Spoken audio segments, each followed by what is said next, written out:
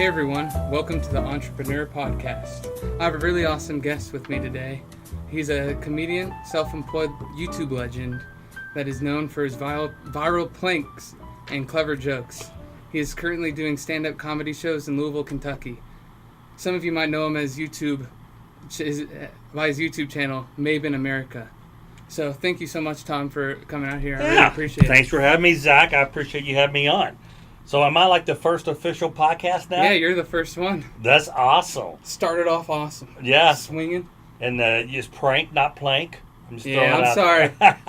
First one. It's you just know what I love about podcasting is that it's real. Yeah. People are right here. We used to do a podcast in this room right here, and I love the fact that we used to when I did a podcast by myself, I had 2 podcasts in the top 10 years ago. But I would go back, and if there was a breath, or if I pronounced a word wrong or whatever, correct it myself. But no, that's not podcasting. This is like the right here. This is raw. This is all I love it. Uncut. So I think I'm going to start off with like a little bit of a deeper question just to learn more about you and how you started off. Mm-hmm. So why did you choose the entrepreneur path, and when did you kind of do that? I think I chose the path because I've had a couple growing up when I was your age. I had a couple different jobs, and I didn't like working jobs. And I didn't. You were in college. I flunked out of college, and so I knew I wasn't going to be the typical, get a degree and go work 9 to 5. I hate 9 to 5. I wish I had more. I wish I understood back when I was 19. I wish I understood that there's 2 words: show business. Yeah, definitely. A lot of people forget the business part. I tell my kids that all the time. I said, if Dad knew a little more back in the day, we would have been a lot. I mean, we're doing well, but I could have retired 20 years ago. So. Right. So that's when I knew. I always knew I was creative. I played piano, guitar. I was a musician, and I always knew I was going to be deep in one of those professions, in which I used to be very, very successful in the composing music industry. And you play drums, right? Well, that's what I do. Play drums. Yeah, I was an ugly kid, so I play a lot of different things. But I used to write jingles, and I did music for TV shows, and had a recording studio, and did a lot of national work out of Louisville here. But comedy came as a fluke. Yeah. Did you end up making any bands and getting pretty big? Play hard rock or something? I don't know how long that was. I was in a lot of bands. I toured with a lot of different bands. I like the kind of Jimmy Buffett type sound. Yeah, I like James Taylor and all that. But I never was anything. But I knew I didn't want to be a working musician. I wanted to be more of a composer. So I would do music I did music for my own TV show. Yeah. There was a game show I did for Kennedy and MTV.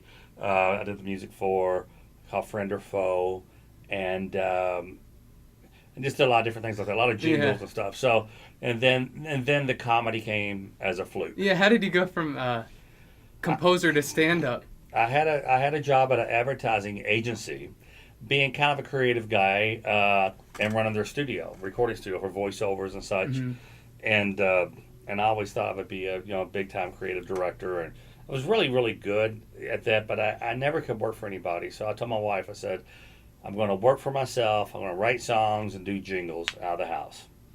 And every time the phone would ring, I would jump, hoping it was a client. And 9 out of 10 times, it was a telemarketer. So I started recording the telemarketers. And you got tired of them. Got tired of it. Did a CD called Revenge on the Telemarketers. Ended up getting a record deal with Virgin Records. Then went to Capitol Records and had 5 hit CDs, comedy CDs, before I even did stand up. Yeah, that's interesting.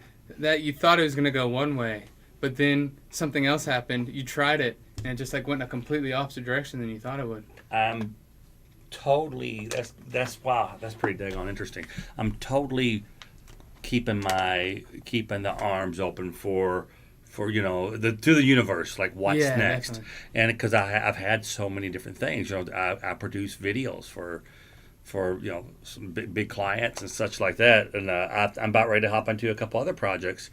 So you never know how you're going to land. So that's why be great at everything. or at least You give try. your, You try to be. yeah, try but try at everything. So Yeah. it will all add up, and you may use, some of your personal trainer skills like you do, and then some of your blah blah blah skills, and you said you're an Eagle Scout. So all those things will play in to what your goal is. Yeah, my podcasting skills need some work. Like the public speaking has been something that I've been trying to really get out. And being an entrepreneur, I feel like that's really essential. How did you get better at it? Because stand-up comedy is definitely not easy. Well, I kept on doing it, and as an audio guy, I will tell you that when you go to edit, that plastic bottle is going to be crunching all over. Just when just when you do that, right. Crack and crack. I diffused it. No, there you go.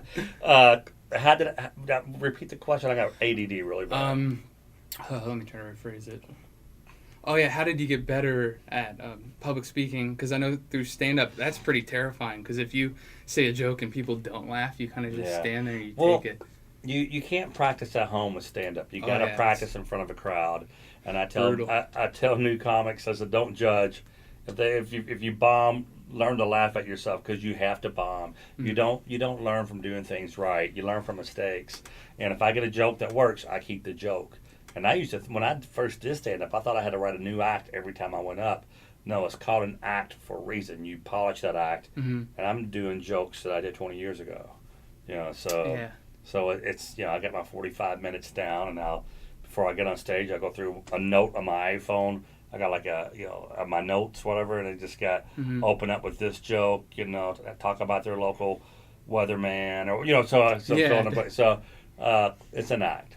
So because a huge part of your job is making content online, do you find that you produce some content that you think is going to be really good and it doesn't turn out as well as you thought, and maybe vice versa, like you produce something you think is just garbage and then it turns out to be the most successful one?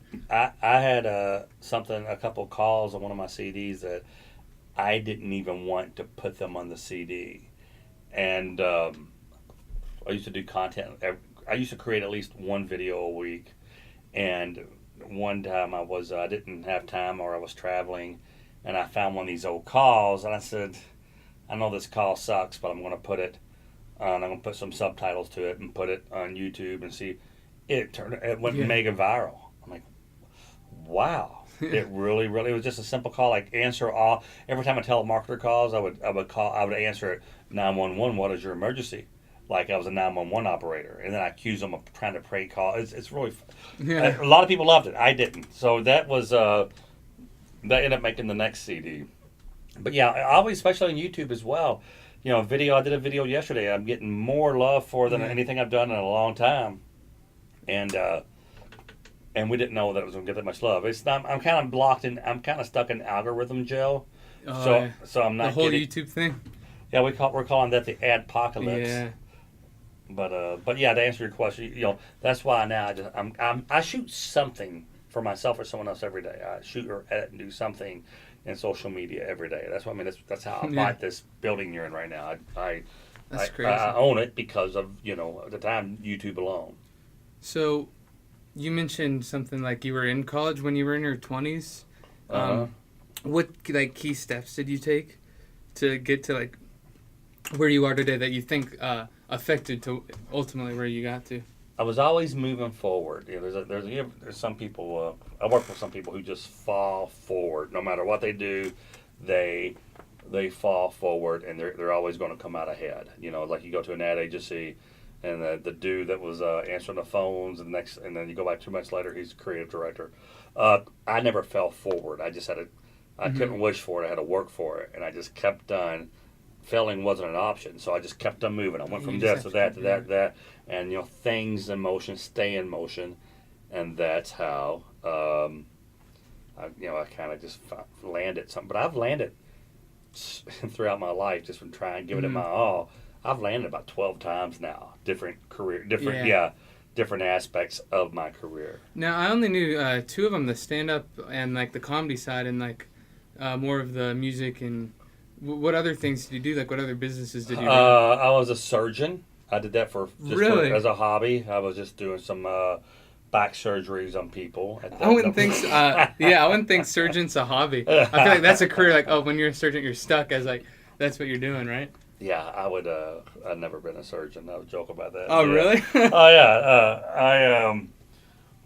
A musician, a salesman, just whatever whatever I Yeah, do. definitely. So songwriter and a comedian, but I always different. If I look back, since I got married, I would go from. It was always creative, Hmm. but it was never the same client. I used to work for this ad agency a lot, and I did all the music for Tumbleweed, and that was their Really? it was their biggest. Yeah, it used to be She, He, and Shaver. It had your last name, and now it's Oh, current yeah. marketing. But your last name is very very indicative. What's the word? It's popular in the advertising world.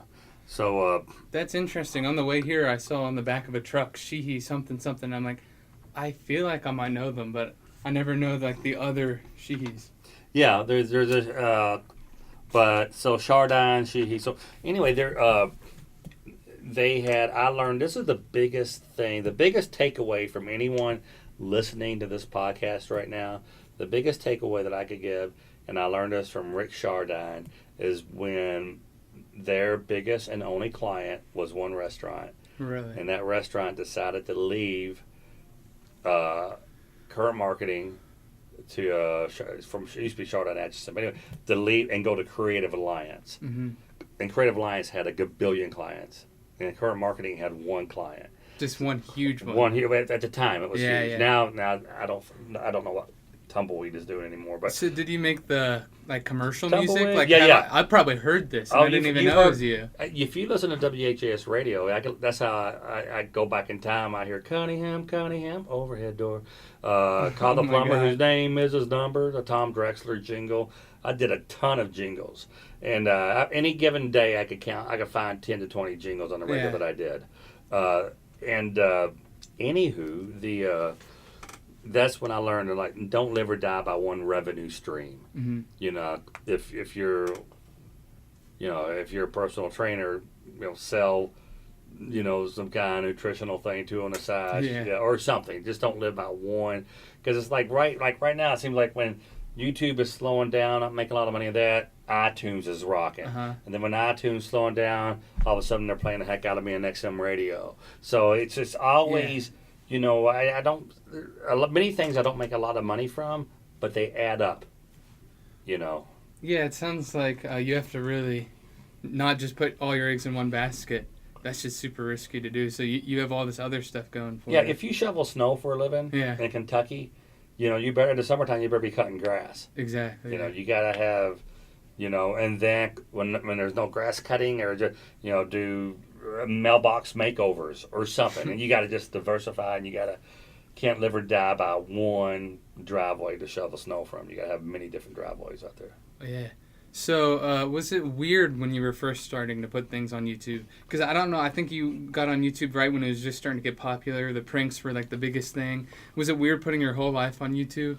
For like, especially with the vlogs, and I know The those vlogs, came later. yeah, you know what? It was, I will tell you, I got a hair wrong. Sorry. I had a TV show called Mabe in America, and I saw everybody borrowing my content from my TV show on CMT. They were borrowing it and they were uploading it. They would mainly just record it as if it was their own. And I got really, I woke up one morning in AOL. I saw a man use his telephone to do this or whatever. I saw, they must have covered me. It was my Fight Me prank. And I go, this guy's getting all this attention from it. But Yeah. I'm like, it's my prank. And so anywho, that guy, I ended up calling him. He ended up helping me figure out. I didn't know you can make money on YouTube. I didn't know that you can monetize videos and such. Yeah. So, but to answer your question that you asked, it's only thing's weird is like they'll go, well, we know your son's special needs. Is your daughter special needs too? And that's my whole family. We're numb to it. We don't care. We just Yeah, don't it seems care. annoying when they start attacking. Like, you're like, I'm like, attack me, don't go for my family. That seems like pretty low. They're trolls. I'm talking right now. Yeah, 12-year-old kids should not have freedom of speech on the internet. They really should Yeah, not. unfortunately they do too. The comment section is just full of it. I go to these conferences and stuff, and once you see the people making those comments, it will all make sense. So Yeah. but it's just troll stuff. It's somebody who's confident behind the keyboard. So what does full busy day in the life of Tom Mabe look like? Like from wake up, and I know like each day's a little different. Like you might have like interviews one day. All right. Well, today I was doing I always, in the perfect world, I'd have a list before I went to bed, and I woke up. My ADD is so bad that I have to, prioritize my day. But, up real early, 5:30 in the morning, have coffee, mess around the house, trying to have more of a work, life, home, balance thing going on. But I come here and I just like, what? I need a video up this week. I need to edit on some of this reality show we're doing. I need to do this. It's always just creating content. When I'm not working, I'm busy trying to find work. Yeah. That's you have to have that extra gear when you're self-employed. As soon as you figure out not to live or die by one revenue stream, and you got to outwork everybody, ever. You got to, I will outwork anyone. And once you do that, then, once I learned that, I was much older when I learned. That's when I was able to start buying the nice things, sports cars and stuff, or whatever. Your famous Porsche. Oh yeah, the Porsche. Yeah, it sits in my garage. But is that only a weekend thing? You take that I don't even drive. I want to sell it, but my wife said you're just going to come home with something else stupid if you sell it. I didn't. I just renewed it. I was, I think, leaving Capitol Records, going to Warner Brothers, and the TV show was getting ready to hit for a second season, and I just wanted, very few men will have a Porsche 911, in their lifetime, and so that was a bonehead thing to do, but you just gotta outwork everybody. You can't sleep till noon, and I literally get up. Oh yeah, that's what I'm trying to work on now. The waking up early and finding something to do, like to get a head start of the day, because you can get all your work done before anyone like wakes up. Yeah. And then the rest of the day, you can. That's when it's easier to balance family time, isn't it? Like you wake up early, get some work done, and obviously you have work later in the day too. But, well, I'll wake up when I have partners in Australia. So while I'm sleeping, they're awake, and right when I'm waking up, they're getting ready to wrap call it a night. So there's different time zones of people that I can talk with. Like if 1 o'clock in the morning, I may be on the phone with somebody. Yeah, in England or somewhere. Take advantage of the time zones. Oh yeah, especially when. I think it's just you got it. But the one thing, being an entrepreneur myself, entrepreneur. Me too on the intro though. Yeah. Yes. I want, sometimes I wish I had just a 9 to 5 and I worked at Ford, because I could have. I don't think I'm going to be at the end of my life. I don't think I'm going to sit back and go, look at I had a boat, had a flying private plane sometimes, I got a Porsche. That's I don't think any of that really matters, and sometimes all that's just fun, like in the moment, kind of. Well, it's sometimes it's just convenient if you got to be in two different cities in one day. But I don't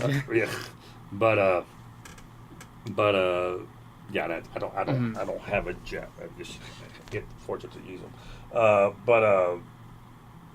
So Who do you think, or who is someone you looked up to on your like rise of getting up to, and maybe you still look up to him, like your hero that you pretty much just followed, and usually everyone... Wow, growing up I would say it would be Neil Peart, the drummer from Rush. Oh my god. Barry Manilow, his writing when I was a kid. It was all music stuff. Yeah, my mom was a musician. Everyone in my family were musicians and singers, songwriters, and some were very successful. But I didn't know. I was always funny. I was always a class clown, but I never even considered being a stand-up. I got dropped from Capitol Records because I wasn't touring, doing stand-up. Yeah, that's a busy life, touring. Oh, jeez Louise. Oh my god. You gotta be careful. If you're not careful, your check liver light will come on. I used to go to a hotel. I would get in and fly in or drive in, and I would go to the gym, and then they got to where I'm just going to the bar having a beer. Yeah. So it's a tough life. Yeah. Oh, that sounds crazy. You're just all over the place. You don't even get to really enjoy the cities, do you? I've been 15 minutes from Mount Rushmore, a few minutes from Grand Canyon. or whatever. And never got to Right. visit them because I had to go, get home real fast or get to the next city or whatever. Hey, but good problems to have. It really is. Oh. Good, yeah. Yeah, there's worse things that could happen. Yeah. So do you think it's important for people to like try different skills? Because I play guitar too, but I haven't really done much with it. I just play for in bands for fun. Uh-huh. But I didn't even think about doing the jingles. I don't know if that's still relevant. Yeah, they're out there. They're not that, but they're not. Because at this point, anyone could like self-produce one. Any Absolutely, company. absolutely, Yeah. and they are Yeah. still producing them. I think it does take. We had an intern that worked here, and he he reached out to me and said, "Hey man, I know Final Cut. I run camera. I want to get in your world." And I met with him, That's cool. and he ended up coming by, hanging out every day, and he'd run camera for me. And he said, "I want to do pranks." He did pranks, didn't really hit. Yeah, So those are hard to hit nowadays. Yeah, well, he just didn't. He said, "I want to do vlogs." His vlogs, he's trying to find his lane. And one time we're sitting there editing, he goes, "I want to do magic." I said, "What do you mean you're going to do magic?" He said, "I want to do a magic trick. Then I'm going to show people how to do it, how to magic." And that's to stop everything you're doing, hop in that lane, and go as fast as you can. And he passed me up. He's almost at 2 million subscribers in his YouTube. Really? His name Evan Era. He's doing really well. That's really cool. Evan's from Louisville. He travels around the world. He's doing great. Yeah. So you got to find your lane. You can't, but don't. Oh, If he's still been here trying to do pranks, I would have gone, dude. yeah, chill out. Yeah, chill, move, jump, do something else. But give it enough time to see if it works. Give it a few months, but just if you're not getting anything, switch lanes. Yeah, that's why I think that's one of the coolest things about being an entrepreneur too, is you get to help other people out. Like you've helped Roman Atwood. I remember the story. You said you let Roman Atwood, and I think Dennis Dennis Brody. slept on my floor, and Roman was just in Forbes magazine. Yeah, that's so cool. 8 million a year just from YouTube alone. Jeez, Yeah. man. So do you think you're gonna come back to the YouTube? Try to after all this comedy stuff, like Yeah, I'm gonna the tour at least. Well, I'm gonna try to videotape on the road. I'm gonna try to do that when I'm on tour. I definitely will be vlogging some. I go live. I go Facebook Live, YouTube Live. Mm-hmm. But I want to try to hit YouTube harder because right now that used to be I would rock on Facebook and YouTube died. Now it's flipping. Oh yeah. Now Facebook, I'm not making the money, but I'm making more money on YouTube. Is it flipping? I know like the new thing is doing live videos and people can like donate and like the whole streaming Super thing. chat. Yeah, Super Chat's big. I got a couple buddies, so go chat with the fans for like an hour. And what happens is I'll donate $5, and my comment will stay up on top. Yeah. Until someone else donates $5. And the more money you give, the longer your comment. Someone has to outbid you to be the top comment. Yeah, everyone wants their comments. Hey Tom, give me a shout out. Oh jeez. And I'm not. It depends if I have my glasses or contacts, and it's hard for me to. Yeah. It's hard for me to read these comments, and all of a sudden, yesterday I was going live. Someone said, Yeah. "Were you too good to say hi to me or say hi to everybody else?" Yeah, Like, I saw that. and then I had to put some glasses on to see who it was to give the guy a shout out. Yeah, that whole shout out thing is crazy. Yeah. So what was a lane that you went in that didn't stick for you? Like he said for him it was pranks. For you, I feel like you've tried maybe some things that didn't work out. I always was I've been very fortunate that no matter what lane I went in, it was my career for a while. That's really cool. Being a bass player, a drummer, a piano, or whatever, being I was a pretty rocking musician. I was a studio musician. I was good at that. So if I decided I was going to go do this or run with this group here or do this or do that, I formed a group called Lincoln Bridge in town here. Oh yeah, very awesome group. Yeah, I formed them. I held auditions right next here in this. Really? Yeah, this room next to us. That's so cool. So you've definitely helped a lot of people too, as well as helping yourself.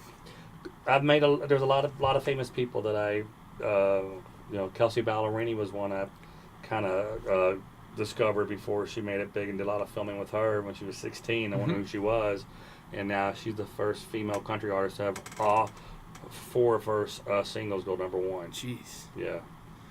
So, just to clear up confusion for me mostly, were you the one that made the Yanny thing, or was that a prank? That was a total prank. Well, I fell for it too. I was like, he could have. I did it in that room, and Bob and Tom, I'm friends of the show with Bob and Tom. They called and said, "Hey man, we saw this Laurel Yanny thing. We want you to come up and talk about it." I go, no, I didn't do that. I videotaped myself like I was being interviewed. Right. I found a CNN PNG, put it on the bottom left-hand corner. PNG is like a video, it's like a picture that just all you see. And then I put it on the wall in the green room over here, and I videotaped it with my phone, like, hey, you want to come watch this with me on my TV? And everyone thought I was a Laurel and Yanny person. That's so hilarious. God. The biggest prank in the world. Yeah, the prank king's back. Oh, yeah, we'll see. I was, you know what, I felt so bad. I was pulling up to my driveway. I don't live far from you. And some guy turned around, and he turned around and said, hey, man, I hate to bother you, but my daughter's a huge fan, and she's trying to impress some friends. She's having a 10th birthday party down the road. Can you come down to the court? And I said, cool. I come down there, and I sit there, and they're like getting pictures, and they go going. And one little girl said, I hear Yanny. She hears Laurel. And then they all start talking about, well, how do you... And I'm like, oh, how do I tell this little girl on her birthday that her hero that she thought did that? Oh, no. And I said, hey, man, thanks for letting me come crash your birthday party. I got to go, you know. You just try to tiptoe out of there. Yeah. Absolutely. So do you find, what do you find is the best balance of learning and taking action? Because I read a lot of, like, business books, but I don't think I'm taking enough action, like, getting myself out there. I think this is... I used to take action before I was ready. I always did that. I always took, like learning a song. Someone said, you're doing that wrong. You're playing that wrong. And this was, younger. And so if you take time just to learn it, and then take action. But I've been, I have a buddy who has a lot of great ideas, and he'll just run at all of them. Mm-hmm. And another buddy of mine told him, he said, you know what? Pick one idea. Instead of run, just walk toward it. Yeah. Quit running to all these daggone ideas trying to find your lane. Give one a chance. Go down that road for a couple miles and see what happens. So, back when you were into music, did you just... Because YouTube wasn't around. No, my first... So you didn't have any tutorial videos, because that's how I learned everything. Like, how to play your favorite song, and then you just... No, we had to go pay some guy, Willis Music, in the Jefferson Mall, $15 an hour. Oh, really? And that's what I did. I was $10 every 30. That's what I charged. Yeah, I think it was $10 an hour or $10 half. Whatever it was, I taught as well. And but now if I would have had YouTube and all those, geez, we've just been. Everyone's a pro now, right? Yeah, and no matter what it is, cameras, flying a drone, whatever. Yeah, I think that's changed the game for me because you can learn anything. Like that's how I learned how to at least get the podcast up. I can just get better at editing because I find that's the hardest thing, and marketing. What do you think's like the best way to market something like that? Podcast wise. Well, first of all, I went to your Facebook page. You got to get a picture. Be more active on your Facebook page. And put the link of your podcast in your description of your Instagram, on your bio. Oh, I just did that yesterday. Okay, good. Finally, right? Yeah, so that's how you gotta just you gotta constantly remind people that you're out there without being a sales pitch. Yeah, that's what I'm trying to, I've read a lot of places that you should just apply a lot of value before like you even ask for anything. You gotta, whatever you give, Sam Walton said, whatever you give the customer has to exceed their expectations. Yeah. And I got this thing called Go Viral or Go Home. It's like how to do social media. And 90% of what you do online needs to be something other than self-promotion. Mm-hmm. Slip in a self-promotion at the end. Like if I was a realtor, I would like, today we're doing mailbox makeovers and we're going to do this. Today we're going to show you top 10 ways to improve the outside of your house. All right, guys, thanks for watching. Hey, if you are someone looking to buy or sell, hook me up. Yeah, you do the little plugs at the end. You don't make the whole thing a plug. Yeah, that's so, and I've been guilty of that too. It's kind of hard. Yeah, it's hard to balance because you're just like, I want this to stick, but that's not how you can't rush into it. That's why when new radio stations come out, they won't have commercials at all. They'll just have non-stop country hits, or whatever. Yeah, I feel like that's one of my hardest things right now is to slow down and do because Instagram's the main thing I'm focusing on right now. And I'm getting better at it, trying to just post things that help people, like more like how to work out kind of things. Like fitness. Personal trainer. Yeah, fitness is one of the biggest things on social media. Yeah, right now it's hard to be different. I think it's hard to apply value and do originality at the same time. Right. Do you think for you just kept trying things until something sticked, I guess? Something stuck? Yeah, and I was too stubborn to stop. like I said, most things I tried stuck because I felt failure wasn't an option. It's like, they said, why does, how the rain dance works, the Indian do? Oh, yeah. And it worked because they wouldn't. The law of attraction. No, they wouldn't stop dancing until it started raining. So it's going to rain eventually. Oh, it worked. I've been dancing for 3 months, and then look, I told you it'd work. Uh-huh. But that's but also you got to realize like Evan. Yeah. If Evan Era would have stayed doing one lane, I would have pushed him off the highway. So you got to go on. But he did. He gave each one a fair shot, and then he found out. And then we started collabing. I hooked him up for some big influencers and stuff, and he's crushing it. So, is it hard being good looking? Yes. People want to get their picture with them. Teasing. Go ahead. For the stand-up comedian, you've kind of branded yourself as a clean stand-up comedian. Is it hard to like stick with that, especially nowadays with all the Netflix specials of just like cuss words and stuff? Yeah, I'm funny. I mean, I got a strong. Funny and good looking. Oh yeah, funny and good looking. I got a strong act. I don't need to cuss. Yeah, I think that's really powerful. Yeah, no, and that's how I said. I remember one time I was doing this show, and I go, they like shiny objects. Do dirty jokes too. It's the only thing that's gonna work. I said, I got just watch this. Yeah. And I was squeaky clean. I'm the comic that won't embarrass you or get you demoted. You know what I mean? If a company hires me, I'm gonna knock. I want to knock it out of the park without. Yeah. So. But yeah, that's just clean. I think anyone can be dirty, but I'm still. A lot of people are like I just saw your act. I just realized you didn't cuss or do anything off color at all. Crazy. Yeah. I mean, I do in my personal life, but not on stage. I want to work. Yeah, the comedy part. I feel like. Did that influence, or did the comedy part come first, or did the pranks? Pranks. I was a comedian at heart, but I did pranks before I got up on stage. Have you ever got the police called on you? Constantly. Have you not watched my stuff? Well, yeah, I know. The cops show up all the time. I got someone told me to get on the ground and pull their gun out on me. God. What did you do then? I was dressed like a. It was my turn to be dressed like a prisoner. Oh, yeah, I remember. Seneca Park one? No, this was one where I had chains on my... I was going to hardware stores with chains, and I was buying a hacksaw. I bought a hacksaw, and I was trying to get people to, saw it off to get me out of these chains. Yeah. So that's when the cops showed up, and I was running around in the Highlands over there by that Stevenson's or whatever the hardware store is. So, anywho. Dang. Are the Louisville police nice? They're very... I will say they're very understanding and very forgiving. They're very tolerant because I've done some things that totally stupid. Yeah, that's a risk of being for that being your career too. And I know back, and I'm sure Roman Atwood was a good influence too, wasn't he? He did more crazy pranks. Well, I was a good influence on him. I think I came before Roman. Exactly. But he was very extreme. He was a. He went after it. That's why I like him so much. I was like, I love these guys, Dennis and Roman. But went down one lane.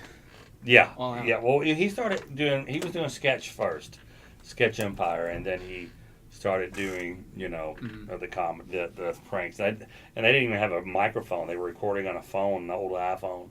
But with the police things, I remember taking a fake donut and tying it to a fishing line. And I went fishing for cops, and I was dropping I remember that. That was the dumbest thing in the world. People love it, but it was a total wienerhead move, and it's those are those things that you're like, how did I get away with that?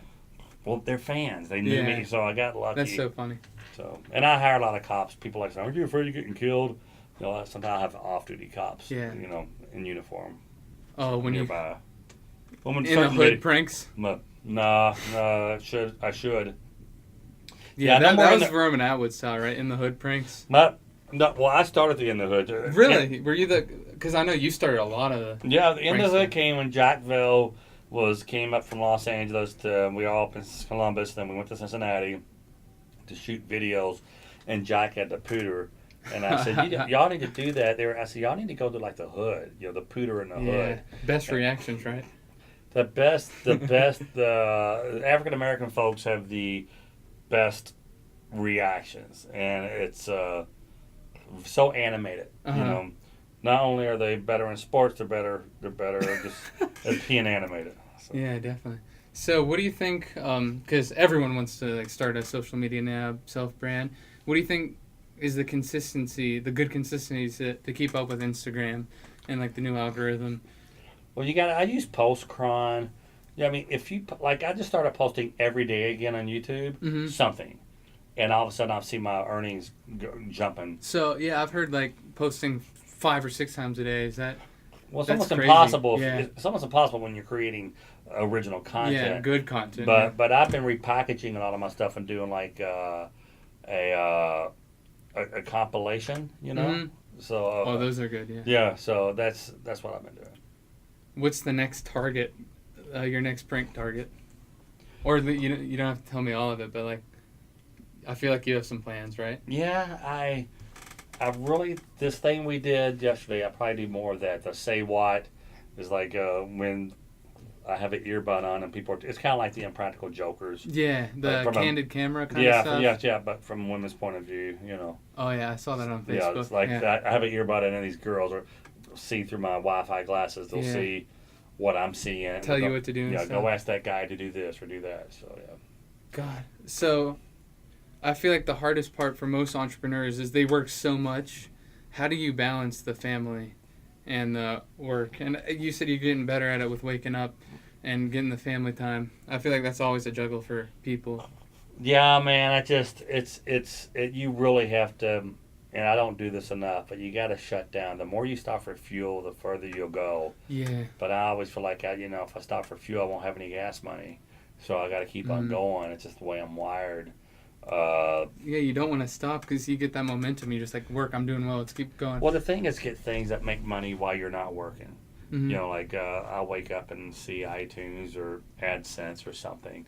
And that will give you a little more freedom. That if all else fails, I still have these 3 or 4 revenue streams over here. Yeah. So and then you can kind of take some breaks. But like my buddy, his son had a 2-year-old got leukemia, and he was really really big on the on YouTube, and he just stopped YouTube, and now he tries to upload something. Yeah. And he's an algorithm gel, and he gets 5,000 views. That sucks. Yeah, how it works like that. Yeah. Because at that point, you need to take time for your family. You need to be like, it's either this or the family at that point. Right. And his thing was like, and we offered to him. He's like, hey, man, you want us to, do some compilations of your old stuff? Nah, I should be fine. And he wasn't. Do you find you still struggle with juggling everything? Like maybe like reaching out to fans or answering comments?